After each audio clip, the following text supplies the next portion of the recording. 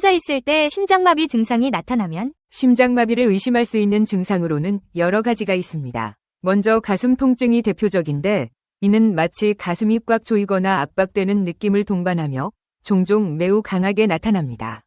또한 이러한 통증이 어깨, 팔, 목, 턱으로 퍼질 수 있으며 특히 왼쪽 팔이나 어깨로 통증이 퍼지는 경우가 많습니다. 이와 함께 호흡곤란도 심장마비의 주요 증상 중 하나입니다. 갑자기 숨쉬기가 어려워지거나 숨이 차는 느낌이 들 수 있습니다. 식은땀을 흘리거나 이유 없이 심하게 땀이 나고 어지러움이 동반되는 경우도 흔합니다. 이때 메스꺼움이나 구토 증상이 나타날 수도 있으며 이는 가벼운 소화불량으로 착각하기 쉬운 증상입니다. 마지막으로 갑작스럽게 극도의 피로감을 느끼는 것도 심장마비의 신호일 수 있습니다. 이런 증상이 심장마비가 혼자 있을 때 발작처럼 나타난다면 다음과 같은 즉각적인 대응이 필요하며 신속하게 의료진의 도움을 받아야 합니다. 1. 즉시 119에 전화하기. 가장 먼저 해야 할 일은 즉시 119에 전화하여 응급도움을 요청하는 것입니다. 시간을 지체하지 않고 구급대에 연락해야 합니다. 통화 중에는 침착하게 주소와 상태를 설명하세요. 전화통화가 불가능한 상황이라면 주변 사람들에게 소리치거나 문을 열어두어 다른 사람들이 도움을 요청할 수 있도록 준비합니다. 2. 기침기법. 심장마비로 의식을 잃기 직전 응급처치로 기침기법이 권장될 때가 있습니다. 이 방법은 혈액순환을 유지하고 심장이 멈추지 않도록 도와줄 수 있지만 임시 대처 방법일 뿐입니다. 기침기법은 다음과 같습니다. 깊게 숨을 들이마신 후 강하게 기침합니다. 기침을 할 때 가슴 근육을 사용하는 것이 중요합니다. 심장이 다시 규칙적으로 뛰게 할 수 있도록 2초 간격으로 반복합니다. 이 방법은 임시로 심장의 규칙적인 박동을 유지하는 데 도움이 될 수 있지만 전문적인 응급치료가 필요합니다. 3. 편안한 자세 유지. 심장마비가 왔을 때 편안한 자세를 유지하는 것이 중요합니다. 가능하면 앉거나 기댈 수 있는 곳에 기대어 안정된 자세를 취하세요. 갑자기 움직이거나 걷는 것은 심장에 더 많은 부담을 줄 수 있습니다. 특히 의식을 잃을 수 있으므로 누워서 다리를 약간 올리면 혈액순환에 도움이 될 수 있습니다. 4. 문을 열어두기. 만약 의식을 잃을 가능성이 있다고 생각되면 문을 열어두거나 열쇠를 가까이 두는 것도 중요한 대처법입니다. 구조대나 다른 사람들이 빨리 들어올 수 있도록 미리 준비해두면 도움이 됩니다. 5. 과도한 움직임 자제. 심장마비를 겪을 때는 움직임을 최소화해야 합니다. 심박수가 빨라지고 혈압이 낮아질 수 있기 때문에 신체 활동을 줄여 심장의 부담을 줄여야 합니다. 6. 아스피린 복용. 만약 아스피린이 근처에 있다면 즉시 하나를 복용할 수 있습니다. 아스피린은 혈전을 얇게 만들어 혈류를 개선하는 데 도움을 줄 수 있습니다. 하지만 약물에 대한 알레르기가 있거나 의료진의 지시 없이 복용하는 것은 위험할 수 있으니 의사의 처방이 있을 경우에만 이 방법을 사용해야 합니다. 7. 다른 사람에게 알리기. 만약 전화나 메시지를 보낼 수 있다면 가까운 사람에게 도움을 요청하는 것이 중요합니다. 간단한 메시지로 심장마비가 왔다, 즉시 도움 필요 라는 내용을 전송하거나 주변에 사람이 있는지 확인해 도움을 요청하세요. 결론으로 혼자 있을 때 심장마비 증상이 나타나면 최대한 신속하게 응급처치를 하고 빠르게 119에 연락하는 것이 가장 중요합니다.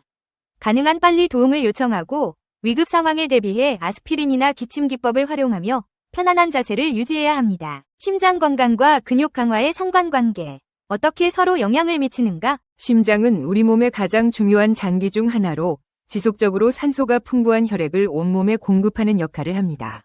동시에 근육은 신체의 움직임과 기초 대사를 조절하는 중요한 기관입니다. 이 두 기관은 독립적으로 작용하는 것처럼 보이지만 실제로는 밀접하게 연결되어 있습니다. 심장 건강과 근육 강화는 서로에게 직접적인 영향을 미치며 이 상관관계를 이해하는 것은 건강을 유지하고 심혈관 질환과 근육 손상을 예방하는 데 중요합니다. 여기서는 심장과 근육이 어떻게 서로 영향을 미치는지 그 메커니즘을 심층적으로 살펴보겠습니다. 1. 심장 근육의 기능과 심장마비. 심장은 강력한 근육 조직으로 이루어져 있으며 주된 역할은 혈액을 온몸에 공급하는 것입니다. 심장마비는 심장 근육의 혈액 공급이 중단될 때 발생하는데 이때 심장 근육이 손상되어 제 기능을 하지 못하게 됩니다. 심장마비가 발생하면 심장의 펌프 작용이 약해지면서 신체의 다른 부분으로 혈액을 제대로 전달하지 못하게 되며 이로 인해 다른 근육과 기관도 영향을 받을 수 있습니다. 심장 근육이 손상되면 혈액순환이 저하되어 신체의 다른 근육에도 충분한 산소와 영양분을 공급하지 못하게 됩니다. 이는 골격근에도 직접적인 영향을 미치며 근육의 기능이 저하되고 손상이 발생할 수 있습니다.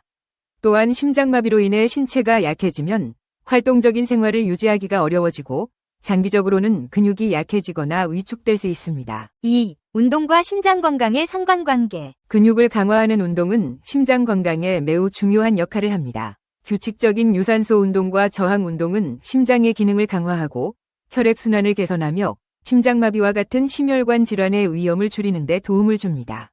심장과 근육은 상호작용을 통해 서로의 건강을 지탱하는데 이 과정은 다음과 같이 설명될 수 있습니다. 유산소 운동, 걷기, 달리기, 수영, 자전거 타기 등의 유산소 운동은 심장의 효율성을 높여주고 심박수를 낮추며 심장이 더 적은 노력으로 더 많은 혈액을 펌프할 수 있게 만들어줍니다. 유산소 운동은 또한 심장 주변의 지방을 줄여주어 관상동맥이 막힐 위험을 줄여 심장마비를 예방하는 데 기여합니다. 저항 운동, 근육을 강화하는 웨이트 트레이닝과 스쿼트 등은 혈액순환을 촉진시키고 심장의 펌프 기능을 향상시키는 데 도움이 됩니다. 강한 근육은 심장의 부담을 덜어주고 특히 고강도 운동은 심장 근육을 강화하는 데 중요한 역할을 합니다.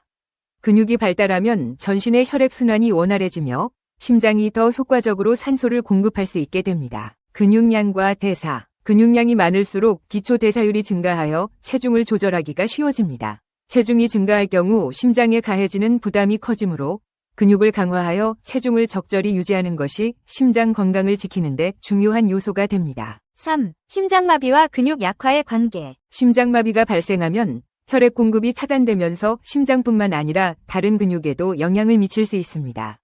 급성 심장마비가 발생한 후에는 체내 산소 공급이 줄어들어 근육이 제 기능을 하지 못하거나 근육 약화와 손상이 생길 수 있습니다. 심장마비 후의 근력 약화. 심장마비가 발생하면 일반적으로 활동량이 감소하고 이로 인해 근육량도 감소할 수 있습니다.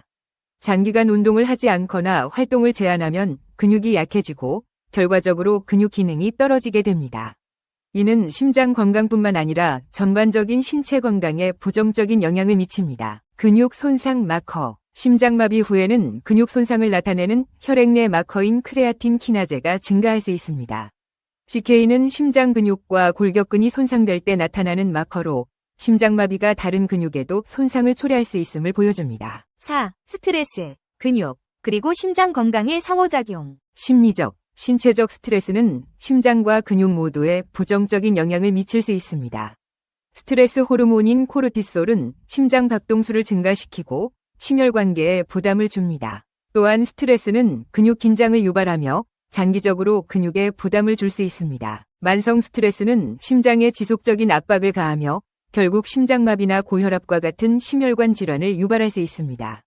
이와 동시에 스트레스로 인한 근육 긴장은 만성 통증으로 이어질 수 있습니다. 심장을 보호하고 스트레스를 줄이기 위해서는 이완 운동을 통해 심신을 안정시키고 과도한 긴장을 풀어주는 것이 좋습니다.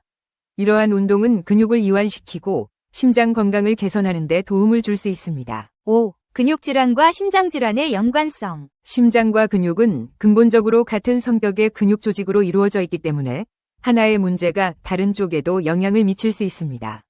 예를 들어 근위영양증과 같은 근육질환을 가진 사람들은 심장 근육이 약화되거나 손상될 위험이 높습니다. 이는 심장도 근육 조직으로 이루어져 있어 근육질환이 심장에 직접적인 영향을 미치기 때문입니다. 이로 인해 근육질환을 가진 사람들은 심부전 또는 심장마비의 위험이 증가할 수 있습니다. 심장질환 환자 역시 근육 건강이 저하될 가능성이 높습니다. 심부전 환자는 근육이 쉽게 피로해지고 신체 전반의 근육량이 감소할 수 있습니다. 이는 심장이 더 많은 일을 하도록 만들어 심장에 더 큰 부담을 줍니다. 6. 심장과 근육 강화를 위한 추천 운동. 심장과 근육 모두를 강화하기 위해서는 균형 잡힌 운동이 필요합니다. 다음은 심장과 근육 모두에 유익한 운동입니다.